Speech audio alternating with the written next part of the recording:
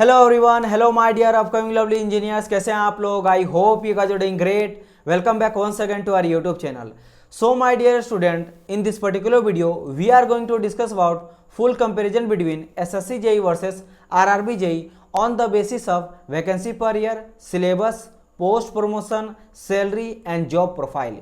बहुत सारे स्टूडेंट का मुझे कमेंट आता है, कॉल आता है, हमेशा आप लोग मुझसे पूछते रहते हो कि सर अगर मैं एक टाइम पीरियड में एसएससी जेई का तैयारी कर रहा हूं तो क्या मैं उसी टाइम पीरियड में आरआरबी जेई का भी तैयारी कर सकता हूं। कहने का मतलब सिंपल है कि एक ही बारी में मैं क्या दोनों का तैयारी कर सकता हूं। तो ये पूरी तरह से डिपेंड करता है कि दोनों का क्या सिलेबस रहता है। इसके अब अगर मैं अदर में बात करूं, बहुत सारे क्वारी ऐसे आते हैं कि सर सैलरी किस में ज़्यादा देखने को मिलता है, किस में कम देखने को मिलता है, प्रमोशन किस में जल्दी देखने को मिलता है, किस में स्लो देखने को मिलता है। इसके अलावा जो जॉब प्रोफाइल होता है, यानी कि काम जो करना पड़ता है आपको एसएससी में और आरआरबी में, वो किस तरह का रहता है, फील्ड वर्क रहता है या फिर ऑफिस वर्क रहता है। तो इसी तरह का मैं बात करूंगा तो हजारों ऐसे मुझे हमेशा आप लोग की तरफ से क्वेश्चन आता है, तो उन सभी को मैं बहुत सारे स्टूडेंट को वैसे बता भी चुका हूं। लेकिन अगर मैं एक सेपरेट वीडियो में बनाऊं और ईच एंड एवरी पॉइंट जिसमें आप लोग को डाउट आता है, because you know that central level में अगर मैं जेई का बात करूं, जूनियर इंजीनियर का बात करूं, तो सबसे फेमस जो जॉब आपका होता है वो एसएससी जेई एक होता है और एक आरआरबी जेई होता है, इजंट इट। एंड अभी मैं जिस टाइम पीरियड में वीडियो बना रहा हूं, अभी के टाइम पे आपके लिए ये बहुत इंपॉर्टेंट है जानना कि इन दोनों का क्या प्रिपरेशन एक साथ हो सकता है, और अगर इन दोनों का मैं प्रिपरेशन कर रहा हूं तो दोनों का क्या सिलेबस होता है, क्या पोस्ट किस किस पोस्ट में मुझे जाना पड़ेगा। अगर मैं as a JE junior engineer बनता हूं तो कहां कहां पे मुझे किस किस डिपार्टमेंट में मुझे एज ए जूनियर इंजीनियर के पोस्ट में जाकर वहां पे काम करना पड़ेगा, दोनों का सिलेबस क्या होता है, प्रमोशन किस में जल्दी किस में कम देखने को मिलता है, किस में फास्ट देखने को मिलता है, जॉब प्रोफाइल क्या रहता है, ऑफिस वर्क रहता है, फील्ड वर्क रहता है, किस में कैसा रहता है, वैकेंसी पर ईयर आपको कैसे देखने को मिलता है। और जैसे मैंने कहा, अगर मैं इस टाइम पीरियड का बात करता हूं, मैं अभी बना रहा हूं 2022 में, अगर आप उसी टाइम पीरियड में करंट आप लोग वीडियो देख रहे हो तो 2022 का मैं अगस्त में वीडियो ये बना रहा हूं। तो अगर मैं अभी फिलहाल में बात करूं तो एसएससी जेई 2022 में वैकेंसी नहीं आया है, आप लोगों को जैसे पता है, और 2021 में भी वैकेंसी नहीं आया है। 2019 में वैकेंसी आया है जिसका एग्जाम होते होते लास्ट होते होते 20 आ गया था। तो 2019 के बाद आपको वैकेंसी देखने को नहीं मिला, 19-20 के बाद, इजंट इट। तो 2000 आपका 20 समझ लो हाफ, एंड आपका पूरा का पूरा 21, पूरा का पूरा 22। तो 2-2.5 साल तक एग्जाम नहीं हुआ। यानी इस बार जो वैकेंसी आपको है, मैं पहले भी वीडियो बना दिया हूँ, ये basically SSC JE RRB JE का गाइडेंस सीरीज चल रहा है।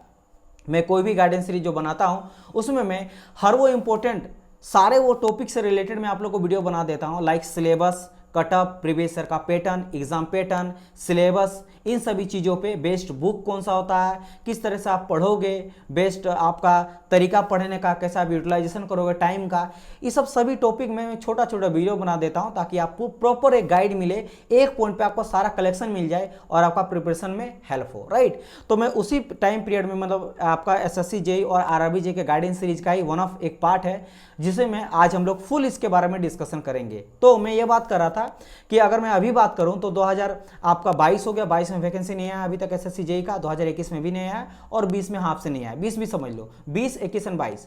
हाँ, ये नोटिफिकेशन आ चुका 2022 में। अगर आप देख रहे हो करंट, जैसे मैंने कहा, आपका अगस्त में आपका फॉर्म फिलअप होने वाला है कुछ दिन बाद, एंड इसका एग्जाम जो होगा वो नवंबर में होने वाला है, राइट। तो आप देखोगे तो 2-2.5 साल से एग्जाम नहीं आया है, इट मीन्स वैकेंसी इस बार आपको डबल के आसपास देखने को मिलेगा, डबल से ज़्यादा भी, जहाँ तक पता चल रहा है कि डबल से ज़्यादा देखने को मिल सकता है। एंड अगर मैं बात करूं आरआरबी जेई का, तो आप अगर मैं फिर से बात करूं करंट सिनारियो में बात करूं कि जस्ट अभी जो है राज्यसभा में जो हमारे रेलवे मिनिस्टर हैं उनके द्वारा एक बजट पेश किया गया जिसमें उन्होंने सारा डिटेल के बारे में बताया था कि अभी फिलहाल रेलवे में कितना वैकेंट है, कितना रिक्त जो है वो खाली है। तो लगभग पूरा डाटा मैं बता रहा हूँ 2,60,000 या फिर 2,80,000, लेकिन इतना तो पक्का है, 2.5 लाख से ज़्यादा है, इतना वैकेंट है अभी सीट, जिसमें आरआरबी जेई भी आएगा, एएलपी भी आएगा, टेक्नीशियन भी आएगा, ग्रुप डी भी आएगा, हर वो चीज़ आएगा, मतलब ग्रुप ए बी, और वहाँ पे ग्रुप गेजेटेड ऑफिसर भी आएगा, सीनियर सेक्शन इंजीनियर वगैरह आएगा, सीडीएमएस वगैरह आएगा, सब आएगा उसमें, ठीक है।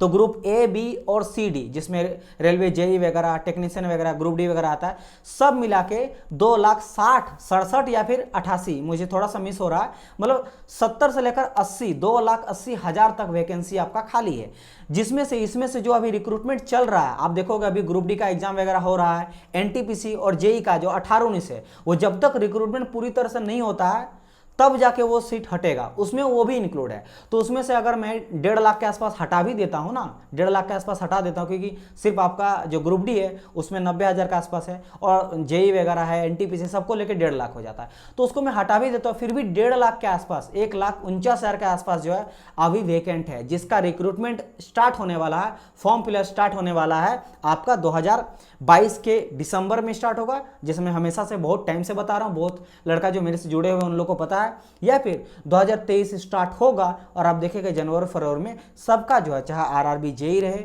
ठीक है, या रहे एलपी टेक्नीशियन, या सबका रहे, आपको धीरे धीरे सब कुछ देखने को मिलते रहेगा। तो अभी बहुत इंपॉर्टेंट टाइम है कि इन दोनों का वैकेंसी काफ़ी अच्छा आप लोगों को देखने को मिल रहा है। तो आपको पता होना चाहिए अच्छे तरह से full comparison between SSC JE versus RRB JE. तो ये पूरी तरह से एक पटकथा मैंने आपको बता दिया कि क्या अभी चल रहा है कहानी, और इलेक्शन आने वाला, सबको पता है 2024 में इलेक्शन होगा। तो आप लोग को ये हमेशा ध्यान रखना है कि सबसे ज़्यादा जो वैकेंसी देखने को मिलता है किसी भी डिपार्टमेंट में, वो आपको इलेक्शन के टाइम में ही देखने को मिलता है। और इलेक्शन आने वाला है तो आप लोग को दम भर के पढ़ाई को करना है, बिल्कुल भी रेस्ट नहीं करना है, काम करो, जो करना करो। आप अगर बहुत सारे स्टूडेंट हैं जो जॉब करते हैं, कोई दिक्कत नहीं है, लेकिन रेगुलर पढ़ाई करो, रेगुलर पढ़ाई करो, 2 घंटा पढ़ो, 4 घंटा पढ़ो। जो वर्किंग वाले हैं और जो स्टूडेंट है वो तो 8-10 घंटा पढ़ ही सकते हैं, तो वर्किंग भी हैं तो वो 2-4 घंटा अगर डेली आप पढ़ोगे ना, और जिस सब्जेक्ट को आप कंप्लीट करो उसको प्रॉपर तरीके से रिवीजन करोगे, तो आपके लिए 100% जॉब निकालना कोई बड़ी बात नहीं हुआ है, ठीक है। ये जो लाखों करोड़ों का भीड़ होता है ना, वो नाम के बराबर होता है, सिर्फ आपको डराने के लिए होता है। एक्चुअल में जो फाइट होता है ना, वो 10-20 हजार स्टूडेंट ही करता है, ओनली मैं बात कर रहा हूँ, ठीक है। लाखों में 10,000 से भी कम होता है स्टूडेंट, जो ऐसा स्टूडेंट हो जो सही तरीके से पढ़ता है। बाकी तो बस बीटेक किए, डिप्लोमा किए, तो फॉर्म को अप्लाई कर दिए भीड़ बढ़ाने के लिए। ये चीज़ मैं देखा हूँ, और ऐसा बहुत सारे हम लोग को पता है, इतना टाइम से पढ़ा रहे हैं तो इतना आइडिया लग गया है कि बहुत सा लड़का कोर्स भी ले लेता है लेकिन पढ़ने के नाम पे कुछ नहीं, और कुछ ऐसा स्टूडेंट है जो लेने के बावजूद भी कनेक्टेड रहते हैं, फ़ोन के थ्रू, व्हाट्सअप के थ्रू कॉल करते हैं, पूछते हैं सर कैसे पढ़ना है, क्या लगाना है, क्या नहीं लगाना है, क्वेश्चन का डाउट रहे या फिर प्रिपरेशन करने का तरीका रहे, जॉब तक तो पता चल जाता है, और उन लड़का लोग का सक्सेस भी देखने को मिलता है, बताते भी हैं कि सर जॉब लग गया, तो वो चीज़ पता चल जाता है। तो आप अगर सच में पढ़ने वाले हैं ना, और आपको पता है कि मेरे पे उतना विल पावर है कि मैं कर सकता हूँ इस एग्जाम को क्रैक, तो बस आप मेहनती इंपॉर्टेंट होता है। ब्रिलियंट स्टूडेंट नहीं है, ब्रिलियंट लड़का है तो बहुत सारा आप देखोगे अच्छा तेज स्टूडेंट जो ना तेज के चक्कर में जॉब को निकाल नहीं पाता कि मैं तो कर ही लूंगा, लास्ट में पढ़ूंगा। लेकिन अगर आप मेहनती हो, रेगुलर पढ़ने वाले हो, तो कम भी टाइम आपको मिल रहा है, जॉब भी करते हो, फिर भी आप जॉब निकाल सकते हो। और जो बच्चा तेज है और पढ़ने वाला, तब तो उसका कुछ कहना ही नहीं है। और जिसका स्टूडेंट अभी जिसके पास पूरी टाइम है पढ़ने का, सिर्फ और सिर्फ पढ़ने का ही टाइम है, एज ए स्टूडेंट मैं बात करूँ, कोई प्रेशर नहीं है एज का, ना घर का कोई प्रेशर है, तब तो वो आराम से जॉब को निकाल सकता है, अगर वो अच्छा मेहनती है और पढ़ने वाला स्टूडेंट है तो चलिए डियर स्टूडेंट, आज हम लोग डिस्कशन करते हैं। मैं यहाँ पे टाइम थोड़ा इसलिए दिया बिकॉज आप लोग थोड़ा मोटिवेट हो, क्योंकि कुछ अभी के मैं बात कर रहा हूँ, अभी ओएनजीसी का चल रहा है एग्जाम, मेरा कुछ दिन तबीयत खराब हुआ था, 3-4 दिन का मैं बात कर रहा हूँ, तो आप लोग को जॉब अपडेट वगैरह नहीं दे पा रहा था। तो अभी ओएनजीसी का चल रहा है, प्रिपरेशन चल रहा है बहुत सारे स्टूडेंट का। 10 अगस्त से आप लोग का एग्जाम होने वाला है, डेट आ चुका है 10 को, 12 को एंड 16 अगस्त को। इसके अलावा एमपी सब इंजीनियर का हो रहा और कहीं कहीं का हो रहा, तो बहुत सारे स्टूडेंट का कॉल वगैरह आता है, और इतना टेंस वगैरह रहते हैं ना, सर ये क्या करे वो क्या करे, टेस्ट लगा रहे हैं नंबर कम आ रहा, 70-80 आ रहा, सर आप टेस्ट गलत जगह से लगा रहा हो। मेरा कहने का मतलब ये है कि बहुत सारे स्टूडेंट का लगा, तो मुझे ये चीज़ बताना सही रहा, ताकि आप लोग को पता चले कि क्या अभी चल रहा है, और बहुत ही सही टाइम है पढ़ने का आप लोग को। खैर, जो मैंने आप लोग को डिस्कस करा, आई होप सो कि आप चीज़ समझ आया हो कि मैंने क्यों बताया। चलिए अब हम लोग बात करते हैं SSC JE versus RRB JE. बहुत ही मैं आराम से बताऊंगा, थोड़ा टाइम लेके बताऊंगा, ताकि हड़बड़ा के बताने से कुछ नहीं होता। मैं हड़बड़ाने वाला टीचर नहीं हूँ कि फटाफट 10 मिनट के चलते व्यू कम है भाई, व्यू तो आना उसी में है, 10 मिनट रहे या आधा घंटा रहे, मैं टाइम लिमिट नहीं लेता हूँ। इंपॉर्टेंट मेरे लिए है कि सारे स्टूडेंट को पूरी तरह से समझ में आए, तो वो मैं लेके चलता हूँ, ठीक है। बाकी 10 मिनट रहे वही व्यू आएगा, 50 मिनट रहे व्यू तो वही आने वाला, मैं वैसे नहीं करता हूँ, ठीक है। तो जल्दबाजी नहीं करेंगे। चलिए 1 बाय 1 करके डिस्कस करते हैं। सबसे पहले हम लोग डिस्कशन करेंगे RRB JE, SSC JE. Sir एक बेसिक मुझे बता दिए डिफरेंस। तो डियर, एसएससी का मतलब क्या होता है, staff selection commission, and RRB का मतलब क्या होता है, रेलवे रिक्रूटमेंट बोर्ड, यानी कि जो बोर्ड आपका एग्जाम लेती है। आरआरबी का एग्जाम जो है अभी तक आरआरबी ही ले रही है। वैसे आरआरबी को फटकार लग चुका है, बहुत सारा डिले जो करती है 3-4 साल में, हर वो इंपॉर्टेंट बताऊंगा, इंपॉर्टेंट चीज़, ठीक है। कनेक्टेड हूँ आरआरबी से तो मैं बताऊंगा।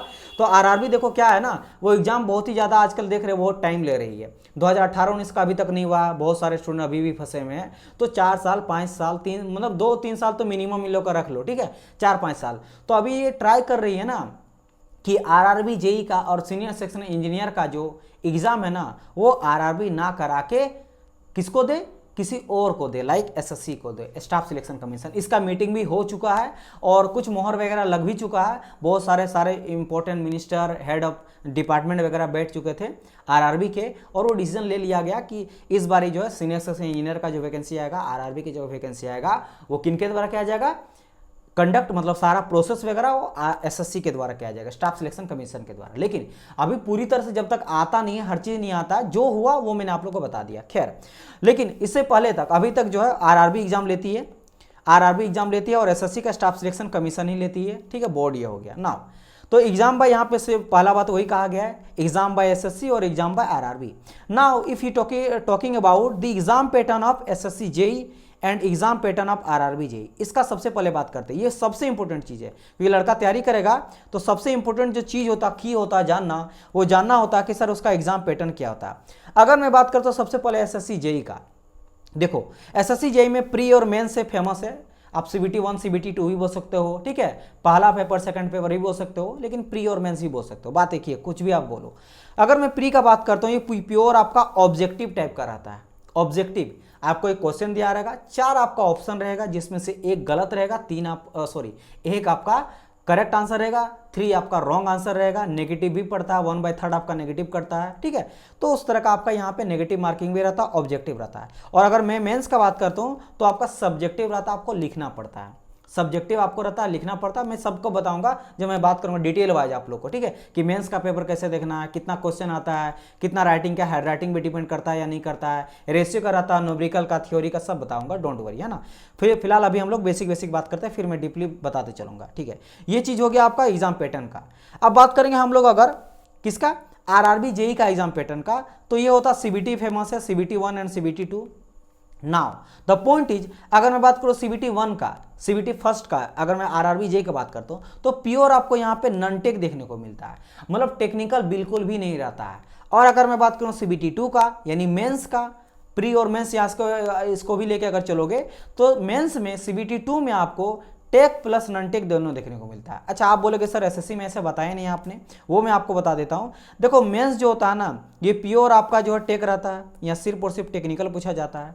एंड अगर मैं बात करूं ऑब्जेक्टिव का, यानी कि प्री का जो ऑब्जेक्टिव पूछा जाता है, यहाँ पे आपको टेक प्लस नॉन टेक देखने को मिलता है, नॉन टेक देखने को मिलता है, दोनों देखने को मिलता है। अब यहाँ पे बात आता है कि सर जी ये बताइए कि इसमें से कौन सा बेस्ट मेरे लिए रहेगा, यानी कि कौन सा स्टूडेंट किस में जाना चाहिए। देखो अगर मैं दोनों में आप जा सकते हो, टाइम आपके पास है तो, कम टाइम के टाइम में फिर बता रहा हूं। देखो अगर आप चाहते हो कि सर जी मेरा टेक्निकल काफ़ी अच्छा है एंड नॉन टेक्निकल भी अच्छा है, टेक्निकल भी अच्छा है, इस केस में आप आरआरबी जेई में जाओगे। अभी मैं सैलरी का नहीं बात किया हूँ कि इसमें ज़्यादा देखने को मिलता है, अभी मैं एग्जाम पैटर्न का बात कर रहा हूँ। क्योंकि डियर आरआरबी में आपको नॉन टेक्निकल प्योर रहता है, मतलब यहाँ पे टेक वाले स्टूडेंट को घाटा है। क्यों मैं बता रहा हूँ, क्योंकि आप टेक्निकल में कितना महारत क्यों ना हासिल हो, आप गेट फोड़े हो, ईएससी फोड़े हुए हो, कोई फर्क नहीं पड़ता है। क्योंकि यहाँ पे फर्स्ट सीबीटी को पास, देखो आप अपना हुनर जो दिखाने वाला हो, जो जूनियर इंजीनियर यानी कि जो इंजीनियर आप हो, जितना आप पढ़े हो, जितना आप तेज हो टेक्निकल फील्ड में, वो कब आप दिखाओगे पावर, जब क्वेश्चन आएगा। फर्स्ट सीबीटी में क्वेश्चन रहेगा ही नहीं टेक्निकल का, एक क्वेश्चन भी नहीं रहेगा, तो आप क्या दिखाओगे, आप कितना जानते हो कितना नहीं, कोई फर्क नहीं पड़ता है। तो वो सीबीटी 2 में आपको टेक्निकल देखने को मिलता है, लेकिन फर्स्ट पेपर तो आपका नॉन टेक होता है। लेकिन अगर आप थोड़ा सा ऐसे हो कैंडिडेट हो जो टेक्निकल ज़्यादा स्ट्रॉन्ग है, नॉन टेक उतना अच्छा नहीं है, तो आप जाओ किसमें, एसएससी में। बिकॉज यहाँ पे नॉन टेक्निकल में भी मैथ आपसे नहीं पूछा जाता होता ना, अर्थमेटिक में लॉस प्रॉफिट वगैरह में बहुत सारे लड़का को दिक्कत होता है, कंपाउंड इंटरेस्ट, सिंपल इंटरेस्ट, ये सभी में। तो इसमें से सिर्फ और सिर्फ आपका रीजनिंग रहता है, जनरल अवेयरनेस वगैरह रहेगा, करंट अफेयर वगैरह रहेगा, और आपका नॉलेज रहेगा, जनरल नॉलेज रहेगा। इस सभी से आपको क्वेश्चन यहाँ पे पूछा जाएगा। मैथ एप्टीट्यूड भी नहीं रहता है, साइंस भी यहाँ पे रहेगा। लेकिन अगर मैं बात करूँ टेक्निकल, जैसे मैंने कहा आरआरबी का, तो यहाँ पे नॉन टेक, तो यहाँ तो आपको भाई सब पूछा जाएगा, मैथ रहेगा, ठीक है, मैथमेटिक्स रहेगा, इसके अलावा बात करेंगे हम लोग रीजनिंग भी रहेगा, जनरल नॉलेज भी रहेगा, करंट अफेयर भी रहेगा, और साइंस पोर्शन भी रहेगा, कंप्यूटर भी पूछा जाता है। ये सब आपको यहाँ पे रहेगा। फर्स्ट सीबीटी का बात करें, समझ आया। सीबीटी सेकंड का अगर बात करेंगे तो जैसे एसएससी, मैंने कहा SSC for technical student, SSC किसके लिए है, टेक्निकल स्टूडेंट के लिए। तो मेंस आपका प्योर आपका यहाँ पे क्या है, टेक है, प्योर टेक। और पहला वाला में भी जो 100 क्वेश्चन पूछा जाता है ना वो टेक पूछा जाता है, 100 आपका नॉन टेक पूछा जाएगा, जिसे मैंने कहा reasoning, general awareness, current affair और आपका साइंस पोर्शन वगैरह रहता है। लेकिन अगर मैं बात करता हूँ आरआरबी का, तो फर्स्ट पेपर मैंने कहा जैसे non technical, pure non technical, और सेकंड पेपर में भी नॉन टेक्निकल भी रहेगा, मतलब नॉन टेक आपका साथ नहीं छोड़ने वाला है। तो अगर आप नॉन टेक में स्ट्रांग हो तब जाके आप जो है आरआरबी को क्वालिफाई कर सकते हो, ये आपका डार्क ट्रूथ है, ठीक है, ये डार्क ट्रूथ है। अगर आपका नॉन टेक्निकल अच्छा नहीं है ना डियर, तो आप आरआरबी जी को क्रैक नहीं कर सकते हो, क्योंकि पहला वाला तो नॉन टेक्निकल ही है। तो अगर पहला आप निकाल लिए फिर तो आपको टेंशन नहीं है। लेकिन हाँ, टेक्निकल भी होना चाहिए, बिकॉज मेंस में आपका टेक्निकल ऑब्वियस बात है, आप जूनियर इंजीनियर का प्रिपरेशन करो तो टेक्निकल तो होना ही चाहिए। लेकिन अगर आपको लग रहा है कि सर मेरा टेक्निकल उतना अच्छा नहीं है ना, मतलब सॉरी नॉन टेक उतना अच्छा नहीं है मेरा, ठीक है, रीजनिंग वगैरह कर लेंगे, साइंस वगैरह कर लेंगे, थोड़ा बहुत जनरल अवेयरनेस भी पढ़ लेंगे, तो आप जाओ एसएससी की ओर।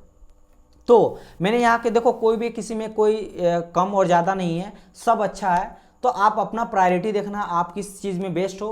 अगर आपका टेक्निकल बहुत स्ट्रॉन्ग है, आपके पास टाइम है नॉन टेक करने का, तो आप जाओ आरआरबी और एसएससी दोनों करो। आपके पास कम टाइम है या फिर आप नॉन टेक्निकल पढ़ना ही नहीं चाहते हो, वो तो स्टूडेंट का है सर नॉन टेक्निकल मुझे इंटरेस्ट ही नहीं है, टेक्निकल स्ट्रॉन्ग है और थोड़ा बहुत मैं रीजनिंग वगैरह कर लूँगा, ठीक है, तो आप जाओ एसएससी की ओर। लेकिन नॉन टेक्निकल फिर भी तो पढ़ना ही पड़ेगा, reasoning, general awareness, current affair, science वगैरह तो पढ़ना पड़ेगा डियर, इजंट इट। चलिए अब ये हो गया मेरा एग्जाम पैटर्न। चलिए अब बात करते हैं हम लोग आगे।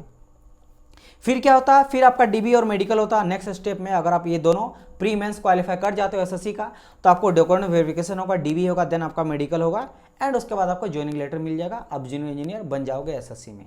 अगर बात करेंगे आरआरबी में, तो आरआरबी में कुछ आपका होता है टेस्ट, जिसको कहा जाता है साइको टेस्ट। साइको टेस्ट, अब भाई साइको टेस्ट क्या होता है, सॉरी, साइको टेस्ट में क्या होता है, बहुत सारा फिगर दिया रहता है, और फिगर दिया रहेगा, आपको दिएगा एक लिमिटेड टाइम पीरियड देगा, 1 मिनट 2 मिनट 3 मिनट टाइम देगा, जिसमें से ढेर सारा फिगर दिया जाएगा, एकदम एक जैसा रहेगा। जैसे मान लो उत्तम सर ही आप लोग के सामने है, सेम मेरे जैसा रहेगा, 20 फोटो रहेगा। सब में क्या डिफरेंस रहेगा, मेरा जो ग्लास है, ग्लास का कलर थोड़ा बहुत चेंज रहेगा। मान लो मैंने यहाँ पे रिंग पहना हुआ है, तो रिंग का कलर जैसे मेरा येलो और ब्लू है, इसमें चेंज कर देगा, कुछ इस तरह करके फोटो मेरा रहेगा, ठीक है, कुछ मतलब इतना थोड़ा थोड़ा चेंज आपको करेगा ना, आपको पता नहीं चलेगा। और तुरंत उसको क्या करेगा, हर एक बॉक्स में रहेगा, ABCD करके बॉक्स में 1 2 3 करके रहेगा, और सबको फिर रेंडमली इधर उधर एक लाइन में रख देगा और बोलेगा बताओ किस बॉक्स में कौन सा था। तो ये थोड़ा ट्रिकी हो जाता है। तो वो था साइको टेस्ट, ये किस किस पोस्ट के लिए, लेकिन हाँ कुछ प्री डिटरमाइंड पोस्ट के लिए पूछा जाता है। जो प्री डिटरमाइंड कुछ पोस्ट होता है ना, कुछ ही खास लिमिटेड पोस्ट के लिए, जिसमें आ जाता है असिस्टेंट स्टेशन मास्टर।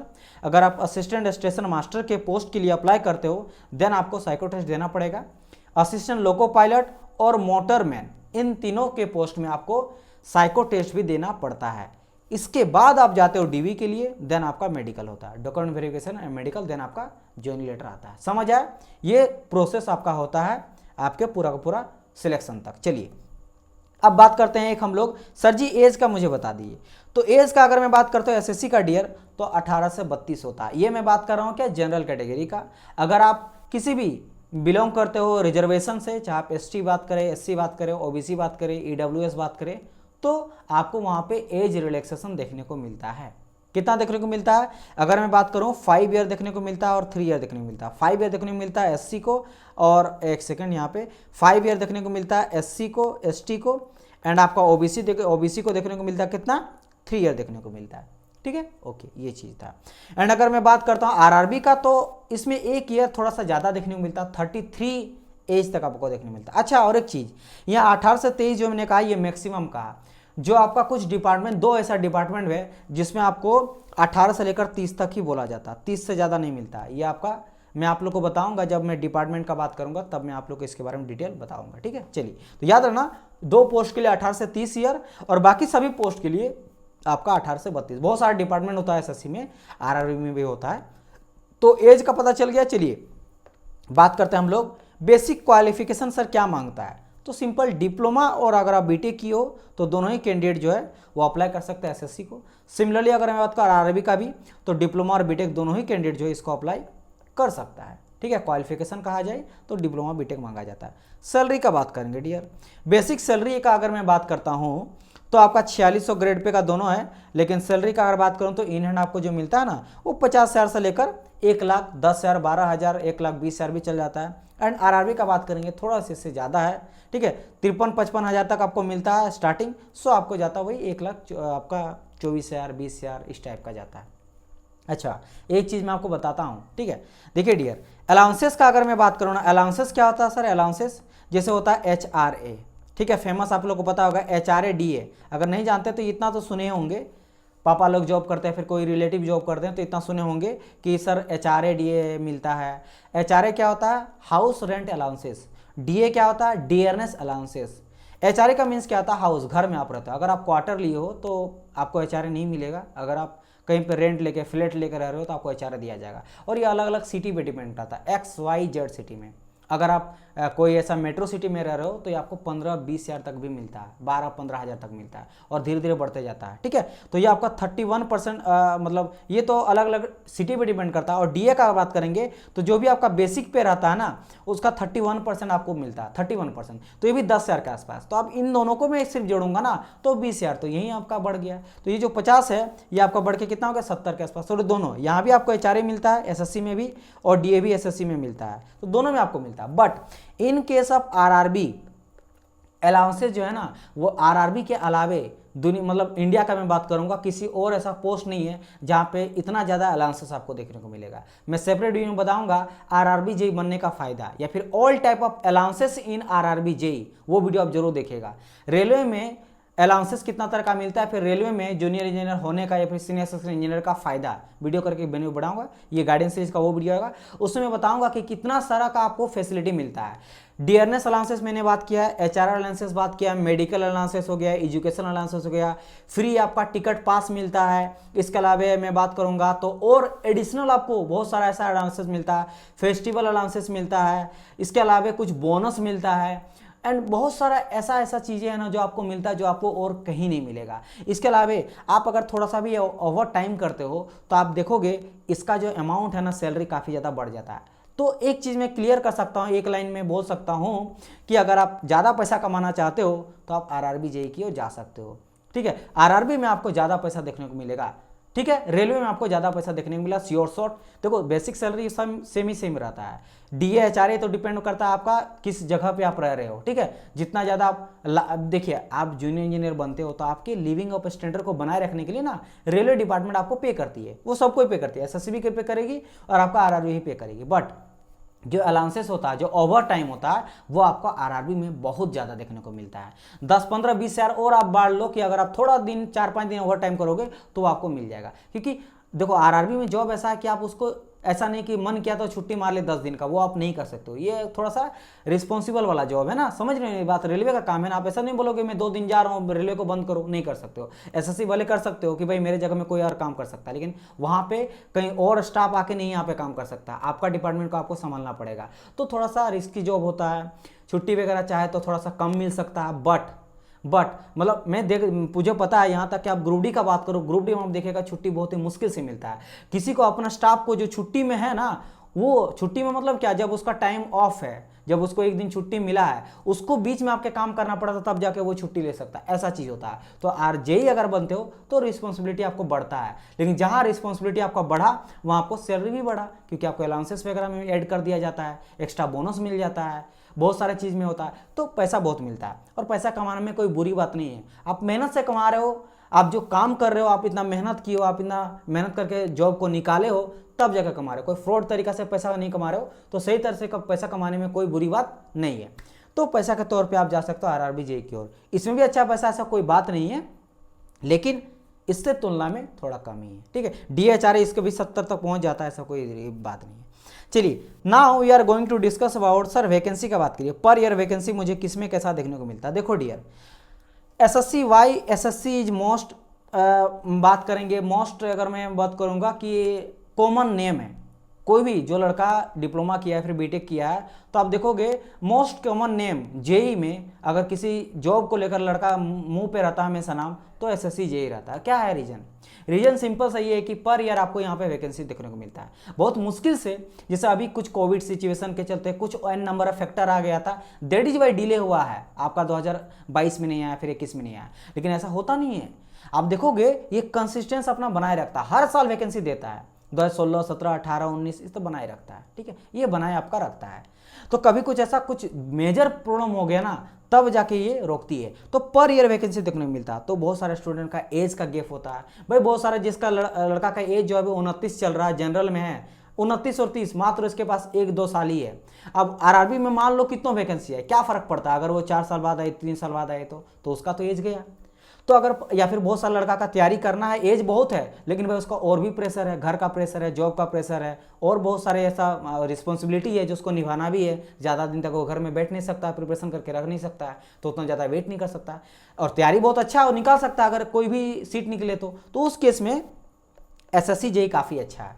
लेकिन आपके पास अभी टाइम है, आप जस्ट अभी आप बीटेक का मतलब सेकेंड ईयर में हो, थर्ड ईयर में हो, या फिर कर रहे हो, फिर डिप्लोमा आप कंप्लीट किए हो, या फिर डिप्लोमा आप सेकंड ईयर में हो, आप प्रिपरेशन करना स्टार्ट ही किए हो, एंड आपके पास अभी 2-3 साल है, तो आप आरआरबी जेई की ओर जाओ। लेकिन आज मैं अभी के टाइम में बात कर रहा हूँ, अभी जो मैं 2022 में ये वीडियो बना रहा हूँ, अगस्त में वीडियो बना रहा हूँ, अब के टाइम में आपके पास दोनों के लिए बहुत अच्छा है। ठीक है, मतलब चांस मैं बात करूंगा अभी आरआरबी जेई के लिए भी और एसएससी वाले स्टूडेंट के लिए भी, दोनों जगह जा सकते हो। क्यों डियर? जैसे मैंने कहा इलेक्शन 2024 में आने वाला है, और मैंने कहा 1.5 लाख के आसपास की वैकेंसी है जो आने वाले टाइम में हुआ, और 2024 से ज़्यादा बढ़ने वाला है नहीं। इलेक्शन से पहले गवर्नमेंट को शो करना ही पड़ेगा, वैकेंसी लाना ही पड़ेगा। तो ये श्योर शॉट है 2023 में आपको जनवरी, फरवरी, मार्च तक में आपको देखने को मिल जाएगा।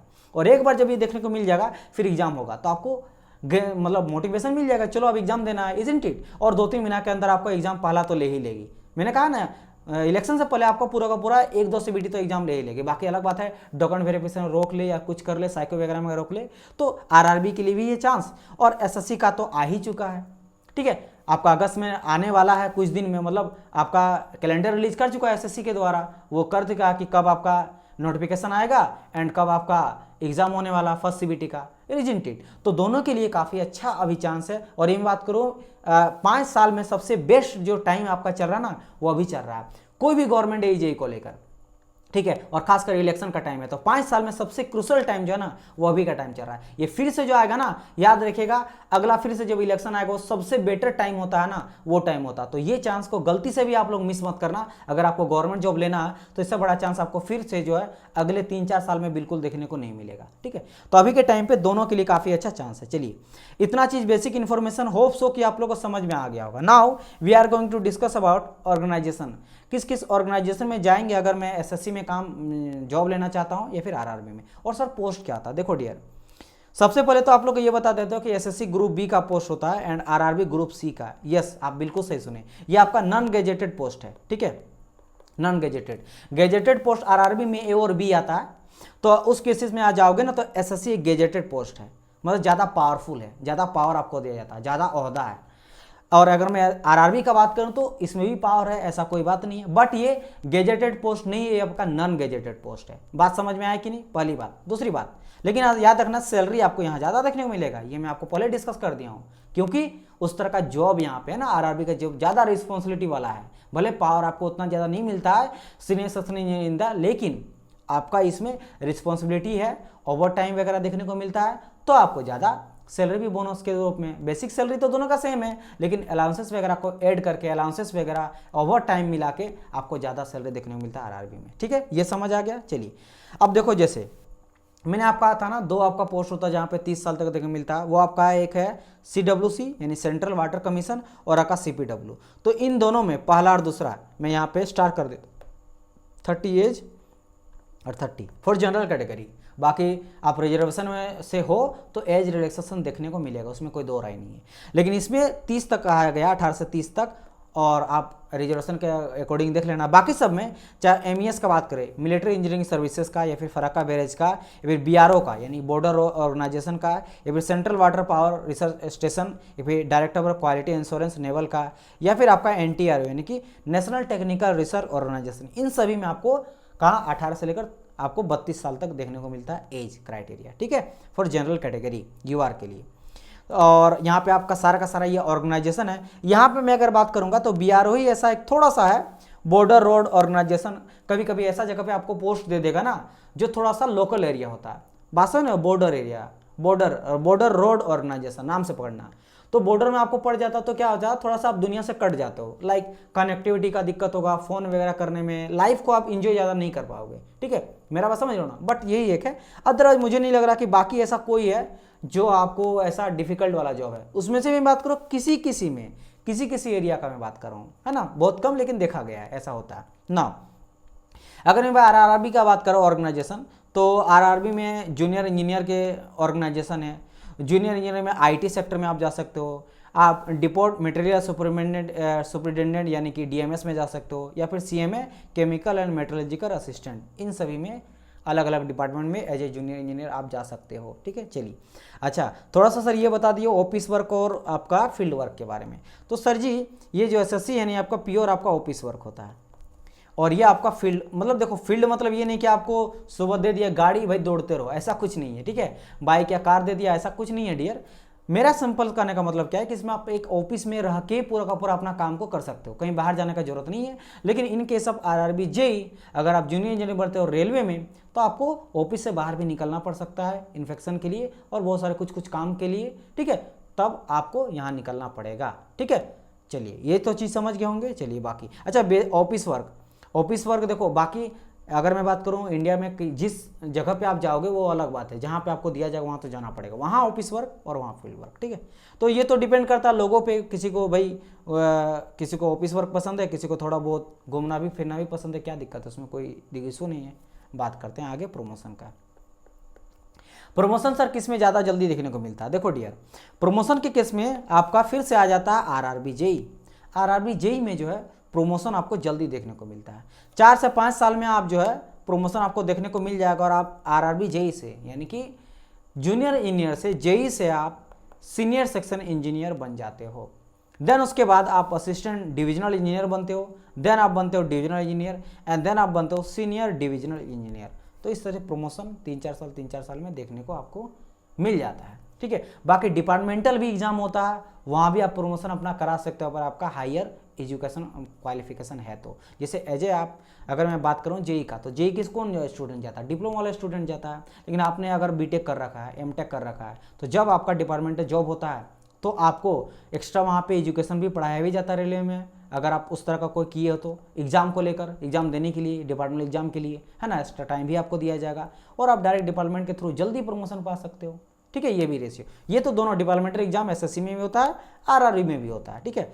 लेकिन अगर मैं बात करूँ प्रमोशन का, नॉर्मली जो आप गए भाई आराम से काम कर रहे हो, प्रमोशन हो रहा है जो नॉर्मली होता है, तो इसमें थोड़ा टाइम लेता है, 8 से लेकर 10 साल तक टाइम ले सकता है, ठीक है। मैं एक बात कर रहा हूँ नॉर्मल के केस में। तो बनते क्या एसएससी के सीनियर सेक्शन इंजीनियर के बाद क्या, मतलब जूनियर इंजीनियर के बाद क्या बनते हो? सीनियर सेक्शन एग्जीक्यूटिव इंजीनियर बनते हो। इसके बाद अब बनते हो सीनियर सेक्शन इंजीनियर बनते हो। इस तरह से आपको प्रमोशन दोनों ही डिपार्टमेंट में देखने को मिलता है। जॉब प्रोफाइल का बात करते हैं, वैसे जॉब प्रोफाइल के बारे में मैंने आपको बता ही दिया, फिर भी बात करते हैं यहाँ पे।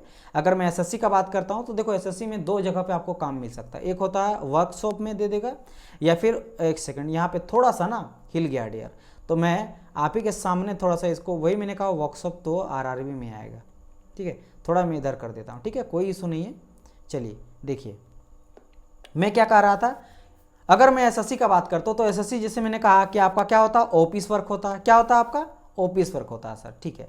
तो अगर आप एसएससी में जा रहे हो डियर, तो आपको प्लानिंग करना है, कंट्रोल करना है, अकाउंट्स को देखना है, एग्जीक्यूट करना है, वर्क को कैसे किया जाता है वो आप डायरेक्शन दे सकते हो। प्लानिंग करने का आपको टाइम दिया जाएगा, सुपरविजन देखरेख का टाइम, देखरेख करने के लिए आपको बोला जाएगा, है ना। असिस्ट करने का, आपके जो भी सुपीरियर रहेंगे उसको असिस्ट कर सकते हो। तो कहने का मतलब आप देख सकते हो इतना लेंदी वर्क वैसा है नहीं, बस आपको नॉर्मली जो है काम करना है, ठीक है। लेकिन अगर मैं आरआरबी का बात करूं तो जो 2 जगह मेनली आपको वर्क दिया जाएगा एज ए जूनियर इंजीनियर, या तो वर्कशॉप में मिलेगा या फिर ओपन रेलवे में मिलेगा। अगर आपको वर्कशॉप में मिला तो ज़्यादा प्रेशर आपको लेने का नहीं है, लो प्रेशर का, क्योंकि वर्कशॉप का करने मतलब एक वर्कशॉप के अंदर एक आपका कोई भी मान लो आरआरबी का है, कोई भी आरआरबी जोन ले लो, वहाँ पर आपको एक वर्कशॉप में दे दिया तो उस वर्कशॉप में ही काम करना है। तो ज़्यादा टेंशन है नहीं।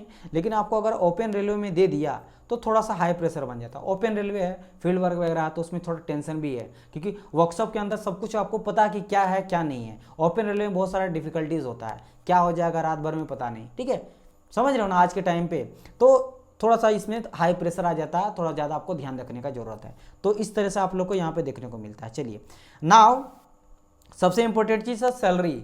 सैलरी का बात करिए। देखिए मैंने यहाँ पे जो है एक स्टूडेंट का ही कटिंग करके लाया हुआ है चीज़ है, बट नाम उनको हाइड कर दिया गया है, ठीक है, उसके प्राइवेसी के लिए। तो ठीक है यहाँ पे ऐसा हाँ ठीक है, यहाँ पे मैं यहाँ पे सब हटा देता हूँ, ठीक है। यहाँ पे देखिएगा, अगर मैं एसएससी का बात करता हूँ, ठीक है, एसएससी का यहाँ पे मैं बात करता हूँ। देखो लेवल 6 का बात किया, अभी तो लेवल 7 हो गया है बेसिक पे। तो देखो बेसिक पे देखना दोनों का सेम है, 35,000 यहाँ पे देख सकते हो, 400 है ना, 35,000 यहाँ पे 500 400 बेसिकली है, 35,400 बेसिक पे दोनों का इतना ही है, ठीक है। देखो यहाँ पे फिर आपका है, अगर मैं बात करता हूँ पे के बाद यहाँ पे देखो डीए है, डीए 6,000 है। मैंने कहा था ना 31% आपको डीए दिया जाएगा, तो 6,000 के पास डीए मिला है एसएससी को। एंड अगर मैं बात करूँ यहाँ पे देखो तो डीए यहाँ पे भी 4,000 है, ठीक है, यहाँ 4,000 है, यहाँ पे थोड़ा 6,000, यहाँ थोड़ा ज़्यादा मिला है आपको, जैसे मैंने कहा कोई दिक्कत नहीं है।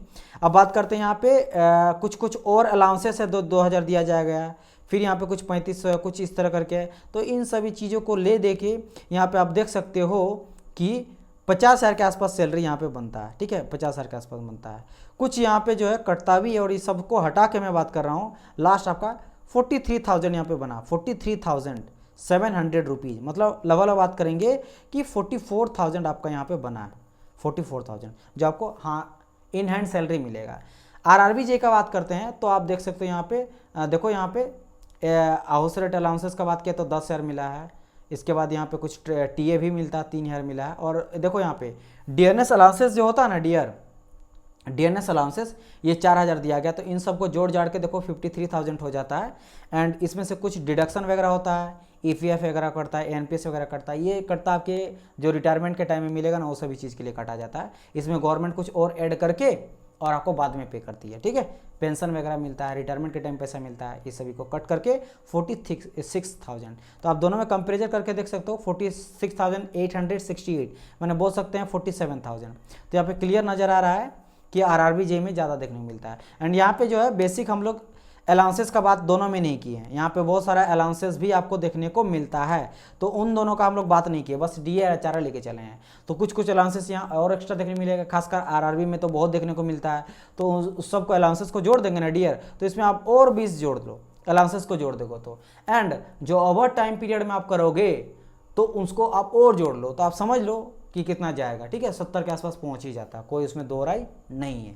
तो ये हम लोग का फुल कंपैरिजन रहा। अगर कोई पार्ट ऐसा है जो मेरे से छूट गया है तो आप प्लीज़ मुझे कमेंट कीजिएगा, मैं उसका कमेंट में आंसर दे दूंगा, ठीक है। बाकी पर्सनल गाइड के लिए आप मेरे से जोड़ सकते हो, ठीक है, टेलीग्राम ग्रुप है, वहाँ से आप जोड़ सकते हो। टेलीग्राम ग्रुप में आप जाके ज्वाइन हो जाना। पर्सनली मुझे चाहते हो कोई भी डाउट वगैरह रहे, पर्सनली मुझे कुछ पूछना है, तो आजकल बहुत सारे लड़का का कमेंट वगैरह था, पर्सनली कुछ अगर आपको हेल्प लेना है मेरे से, तो पहले मैं आप लोग को फ़ोन नंबर दिया करता था, लेकिन अभी ज़्यादा स्टूडेंट को मैं अगर हद से ज़्यादा आप लोग कॉल वगैरह करते हैं, व्हाट्सअप करते हैं, तो मैं सभी का रिप्लाई तो कर नहीं सकता हूँ, आप लोग को पढ़ाना भी है, अपना काम भी देखना है, ठीक है। तो आप लोग क्या कर सकते हो, मेरा इंस्टाग्राम में जुड़ सकते हो, ठीक है, इंस्टा में जुड़ सकते हो, बेस्ट रहेगा। इंस्टा में, एफबी में जुड़ सकते हो। एफबी इंस्टाग्राम में जुड़ने से और एक फ़ायदा क्या आप लोग को होगा कि जैसे कोई भी कुछ अपडेट रहेगा उसको मैं वहाँ पे डाल दूंगा, कोई भी रेलवे से कुछ अपडेट्स आया या फिर कोई एग्जाम से कुछ रिलेटेड अपडेट आया, कोई भी चीज़ है वो आपको पहले मैं बता दूंगा। इस तरह से अपडेट आपको मिलते रहेगा,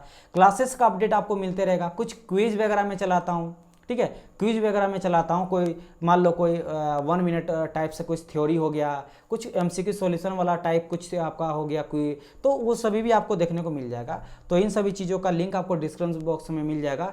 इंस्टा एफबी में ज्वाइन कर लीजिएगा, और टेलीग्राम को तो ज्वाइन कर ही लेना, वो तो बहुत इंपॉर्टेंट है पढ़ाई लिए, सबसे इंपॉर्टेंट, ठीक है। तो क्लासेस भी आने वाला है, एसएससी जे का हम लोग फुल कोर्स लाने वाले हैं, एंड प्रीवियस ईयर का सॉल्यूशन भी लाने वाला है, एंड सिमिलरली आरआरबी जे का फुल कोर्स भी आने वाला है, और आपका एसएससी जे का मतलब आरआरबी जे का प्रीवियस ईयर क्वेश्चन सॉल्यूशन भी आने वाला है यूट्यूब में फ्री ऑफ कॉस्ट में। तो आप लोग जुड़े रहिए, चैनल को सब्सक्राइब कर लीजिए ताकि कोई भी अपडेट्स आपसे छूटे ना, चाहे जॉब अपडेट रहे, इस तरह का गाइडेंस सीरीज रहे, या फिर कोई भी कोर्स से रिलेटेड आप लोग का मतलब एजुकेशन से रिलेटेड कोई भी आप लोग का वीडियो लेक्चर रहे।